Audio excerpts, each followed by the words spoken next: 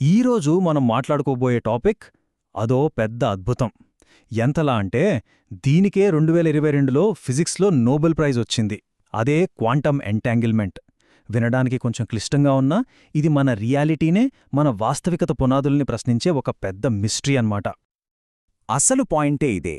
శాస్త్రవేత్తల్ని కొన్ని దశాబ్దాలుగా వెంటాడుతున్న ప్రశ్న కూడా ఇదే. ఆలోచించండి, రెండు కణాలు, వాటి మధ్య కొన్ని కోట్ల కిలోమీటర్ల దూరముంది. అయినా సరే ఒకదానిపై మనం ఏదైనా చేస్తే రెండోది వెంటనే ఎలా రియాక్ట్ అవుతుంది? అసలు ఈ కనెక్షన్ ఏంటి? ఈ మిస్టరీని ఛేదిద్దాం పదండి. ఈ ఐడియా ఎంత విచిత్రంగా ఉందంటే సాక్షాత్తు ఆల్బర్ట్ ఐన్స్టీన్ కూడా దీన్ని నమ్మలేకపోయారు. ఆయన ఏమన్నారో తెలుసా? దూరంలో జరిగే వింత చర్య అని అన్నారు. అంటే స్పూకీ యాక్షన్ అట్ డిస్టెన్స్ అని కొట్టిపారేశారన్నమాట. ఎందుకంటే ఇది ఫిజిక్స్ బేసిక్ రూల్స్కే వ్యతిరేకం అని ఆయన నమ్మకం. ఇక్కడి నుంచే అసలు పెద్ద సైంటిఫిక్ డిబేట్ మొదలైంది. సరే, ఇంతకీ ఏంటి ఈ క్వాంటమ్ ఎంటాంగిల్మెంట్? దీన్ని కొంతమంది మాయాబంధమని కూడా పిలుస్తారు. ఎందుకంటే దాని నేచర్ అంతా మిస్టీరియస్గా, మ్యాజికల్గా ఉంటుంది. మరి సరే, దాని లోతుల్లోకి వెళ్ళి అసలు విషయమేంటో చూద్దాం. సింపుల్గా చెప్పాలంటే, రెండు కణాలు ఒకసారి ఎంటాంగిల్డ్ అయ్యాయంటే, అంటే ఒకదానితో ఒకటి ముడిపడ్డాయంటే ఇక అంతే. అవి ఎప్పటికీ ఒకే సిస్టంలా మారిపోతాయి. వాటి మధ్య కొన్ని గెలాక్సీలంత దూరమున్నా సరే ఆ బంధం మాత్రం తెగిపోదు. పర్మనెంట్గా కనెక్ట్ అయి ఉంటాయన్నమాట. ఈ బంధం ఎంత స్ట్రాంగో చూడండి.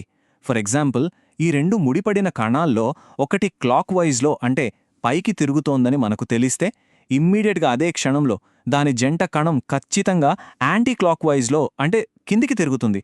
ఇదేదో ఇన్ఫర్మేషన్ పాస్ అవ్వడం లాంటిది కాదు. అవి రెండు ఒకే సిస్టంలో రెండు భాగాలుగా ప్రవర్తిస్తున్నాయంతే.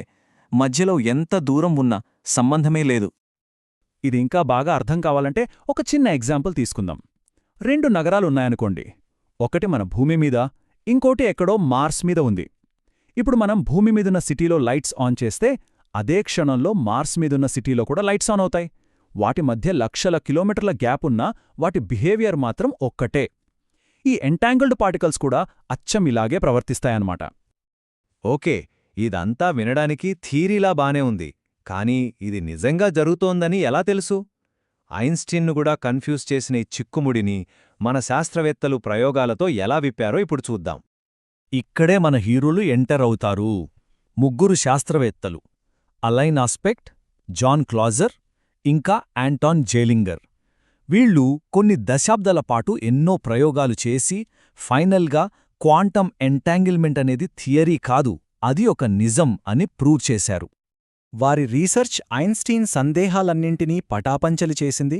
ఐన్స్టీన్ వింత అని పిలిచిన ఈ కనెక్షన్ మన విశ్వంలో ఒక నిజమైన, ఒక ఫండమెంటల్ లక్షణమని, ఇక తిరుగులేదు అనేలా రుజువు చేశారన్నమాట.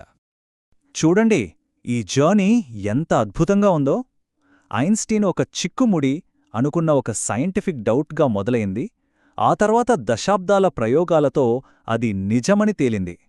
ఇప్పుడు అదే ఆవిష్కరణ క్వాంటమ్ కంప్యూటింగ్ లాంటి ఫ్యూచర్ టెక్నాలజీస్కి దారి చూపిస్తోంది. అంటే ఒక సందేహం నుంచి వాస్తవానికి, ఆ వాస్తవం నుంచి మన భవిష్యత్తుకు సాగిన ప్రయాణమిది. సరే, ఇదంతా బావుంది. కానీ సైంటిఫిక్ డిస్కవరీతో మనకేంటి సంబంధం? దీనివల్ల మనకేంటి ఉపయోగం? ఇది కేవలం సైంటిస్టులకు సంబంధించిన విషయమేనా, లేకపోతే మన భవిష్యత్తును కూడా మార్చేస్తుందా? ఈ ఆవిష్కరణ కేవలం థీరీలకే పరిమితం కాదు. ఇది క్వాంటమ్ కంప్యూటింగ్ లాంటి ఒక రెవల్యూషనరీ టెక్నాలజీకి పునాది వేస్తోంది. మామూలు సూపర్ కంప్యూటర్లు కొన్ని వేల ఏళ్లలో కూడా సాల్వ్ చేయలేని ప్రాబ్లమ్స్ని ఈ క్వాంటమ్ కంప్యూటర్లు నిమిషాల్లో సాల్వ్ చేయగలవు.